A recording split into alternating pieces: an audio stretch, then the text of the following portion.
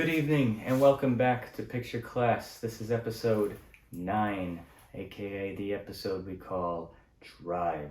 And if I look a little bit different today, please do not adjust the picture on your set. This is all part of the program.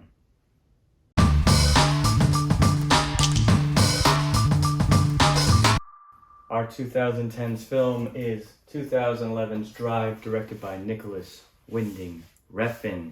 It has a 7.8 on the Internet Movie Database. It also has 93% on Rotten Tomatoes based on critics. However, 15% less, and you get the audience scores. Audiences may expect this to be a non-stop action film, but this, however, is an art house action film, meaning it is very style over substance, much like a lot of action films, but it is very stylistic with its composure, its shots, and even its pacing. If I drive for you, You give me a time and a place. I give you a 5-minute window. anything happens in that 5 minutes and I'm yours, no matter what. I don't sit in while you're running it down. I don't carry a gun. I drive.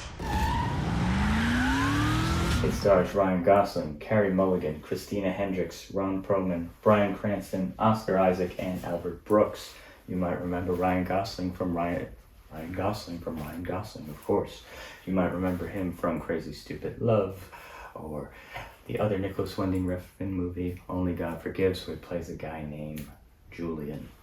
Carey Mulligan, she's been in a lot of films, hasn't she? Always with that sad face, but I really like her as an actress. She also appeared in Wall Street 2, Money Never Sleeps, even though it's just Wall Street, Money Never Sleeps. Christina Hendricks, the director's wife.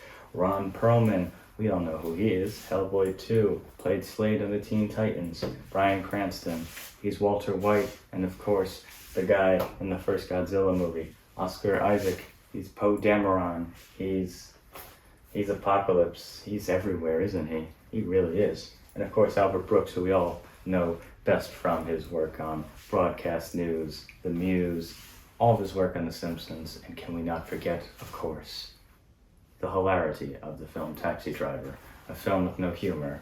Then there's Albert Brooks.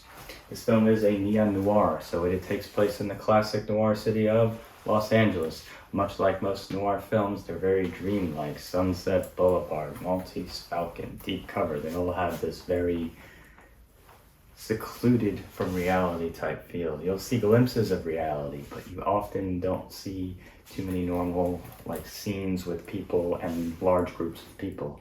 Often it's mainly secluded and it's kind of a story, and it's almost like a side quest if you would think of it as a video game or maybe a life story. It's just this character happens to go down this road, it's a dark path, and maybe they'll never come back. It is a neon noir, so this is very 2010s with the techno 80s influence. The soundtrack by Cliff Martinez, who did the score as well as songs by Kavinsky, Love Fox, Real Hero, which was College, and Electric Youth, I believe, as well as other great songs. It currently is on Peacock for free, unless I misread. I'm not sure how a lot of these streaming services. This is a Sony-owned film to too many other different distributors, but I believe Peacock currently has it for free. So what is this movie about? This movie is about a boy in his car and he meets a girl. Kind of, pretty much, that's it. No, Ryan Gosling is a Hollywood stunt driver who moonlights as a getaway driver for fun.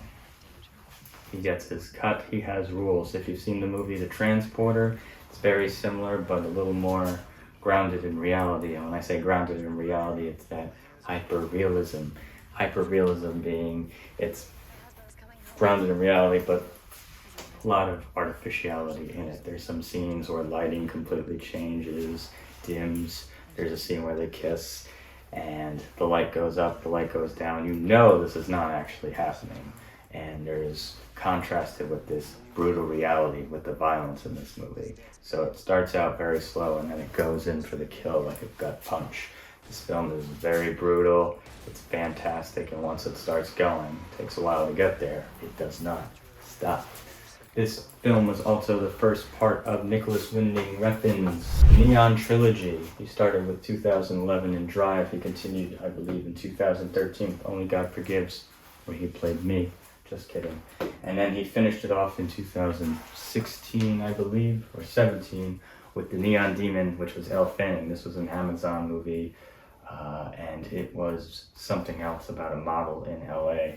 So they all have this very dark, these dark characters with reality, and they also have neon is very, very influential. I mean, neon in The Neon Demon. This movie is all neon, and as well as Drive. But what is neon? Neon is light, light to dark, neon noir. It's kind of a nice, interesting composition, or should I say contrast? Contrast to what we usually expect out of our films, is everything is well lit. This is lit in an unusual way. So, that being said, we're gonna do a little bit nicer and keep it short this week, because we all know you got things to do and people to see. Give us a like if you liked what you just saw. Give us a subscribe if you want to see more content. Hit that bell for subscription notifications. I'm just copying what other people say. Some point maybe somebody will listen. I've been Julian, and until next week when we cover the 1950s, I hope you have a very pleasant week.